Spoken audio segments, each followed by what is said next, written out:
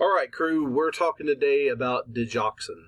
And digoxin it's not used in EMS much, but it's amazing how many patients that we go to that are on digoxin, and I'm going to explain why that is, and more importantly, why the cardiologists love this drug.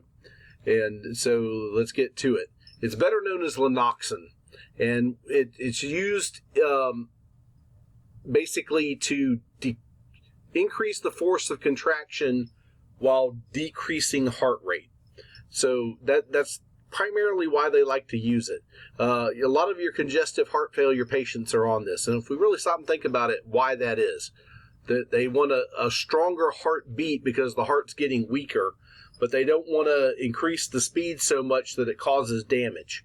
So again, like I said, the docs really love this drug, especially at home. We don't have really much EMS use for it, but you do have it.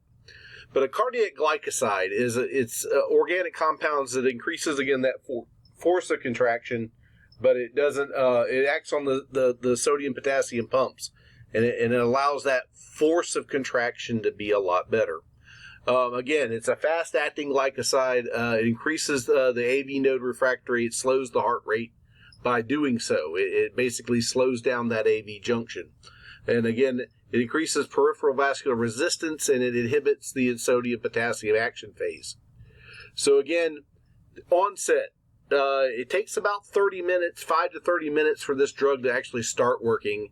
It lasts for 1.5 to 4 hours for the version that's given, let's say, in the ER. Again, we use it for SVTs. We also use it in congestive heart failure. And SVT, when they use it, it's kind of it's down the line. We've already gone through our cardizem. We've already gone through amiodarone. We're basically at that point trying to figure out what it is that's going to work. Again, because it does decrease the force of contraction, again, you're going to have some standard side effects to this. The big one here is the halo. They'll get this. They'll look up the lights and they'll go, I can see a ring around the lights. That's a very common thing that happens. They'll say that their vision is either yellow or green, and so when you're hearing that should really set off alarms for you. They're probably dig toxic. Again, we don't use an NV-fib. We don't use an NV-TAC. And again, if they're already dig toxic, and that's one of the biggest problems with this drug, is that its therapeutic window is so small. So it's very hard to get a good therapeutic range on this. They have to be constantly monitored, and it's very easy for them to go high. So again, if they overdose on this drug, you're going to see a really good blood pressure with a heart rate of 40 or 30. And again, they're going to be telling you, hey, I see the lights around the rings around the lights. So again, so the interactions, again, one of the other big problems is this drug reacts with a lot of other cardiac medicines. And again, especially if you use it with any other type of calcium channel blocker, especially verapamil, this can lead to some really bad heart blocks like third degree or even P-wave asystole at that point, because again, it slows down the AV junction.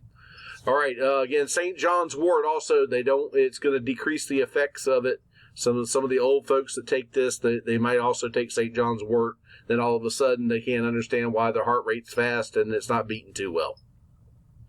Again, it's excreted through the kidneys, so we don't want to use it in any type of renal impaired patient. Very carefully, we want to use it in WPW. Matter of fact, I don't know of any doc that really does give it for WPW. And any type of right ventricular disorder, they usually stay away from it because it really does cause a lot of hypotension. It's funny to see that because they'll tell us they don't have any type of medical history, and then the fact that they're on all of these drugs here, yeah, it's probably much not telling us the truth. So again, the preparations of this usually apply 500 mics in 2 milliliters. And again, 10 to 15 micrograms per kilo is what we usually give. Usually 150 mics for the 100 kilo patient is kind of what our standard is. We don't give it to kids. And again, it can be given IV or IO. We really don't want to give that drug. At home, of course, they give it by mouth. But again, if for EMS use or for pre-hospital use emergency medical use, it's usually IV or IO.